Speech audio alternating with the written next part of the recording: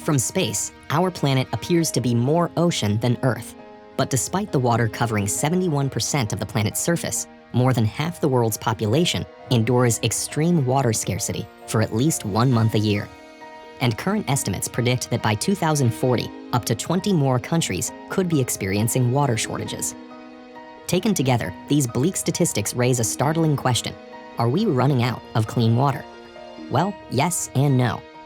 At a planetary scale, Earth can't run out of fresh water thanks to the water cycle, a system that continuously produces and recycles water, morphing it from vapor to liquid to ice as it circulates around the globe.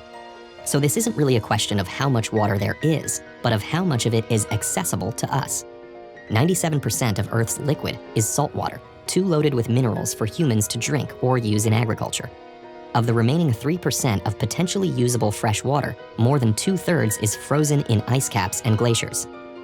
That leaves less than 1% available for sustaining all life on Earth, spread across our planet in rivers, lakes, underground aquifers, ground ice, and permafrost. It's these sources of water that are being rapidly depleted by humans, but slowly replenished by rain and snowfall. And this limited supply isn't distributed evenly around the globe. Diverse climates and geography provide some regions with more rainfall and natural water sources, while other areas have geographic features that make transporting water much more difficult. And supplying the infrastructure and energy it would take to move water across these regions is extremely expensive. In many of these water-poor areas, as well as some with greater access to water, humanity is guzzling up the local water supply faster than it can be replenished. And when more quickly renewed sources can't meet the demand, we start pumping it out of our finite underground reserves.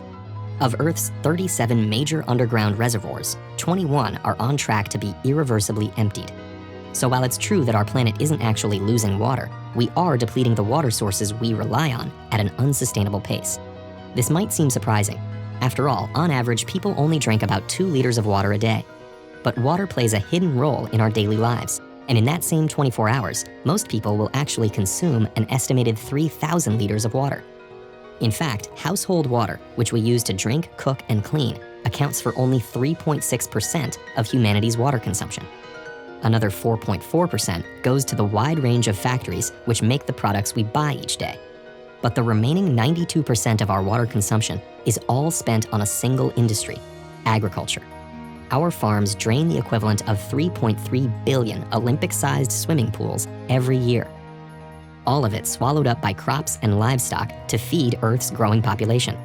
Agriculture currently covers 37% of Earth's land area, posing the biggest threat to our regional water supplies. And yet, it's also a necessity. So how do we limit agriculture's thirst while still feeding those who rely on it? Farmers are already finding ingenious ways to reduce their impact, like using special irrigation techniques to grow more crop per drop and breeding new crops that are less thirsty.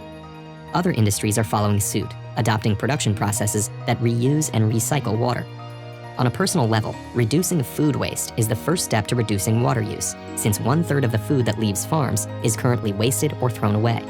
You might also want to consider eating less water-intensive foods like shelled nuts and red meat. Adopting a vegetarian lifestyle could reduce up to 1/3 of your water footprint. Our planet may never run out of water, but it doesn't have to for individuals to go thirsty. Solving this local problem requires a global solution, and small day-to-day decisions can affect reservoirs around the world.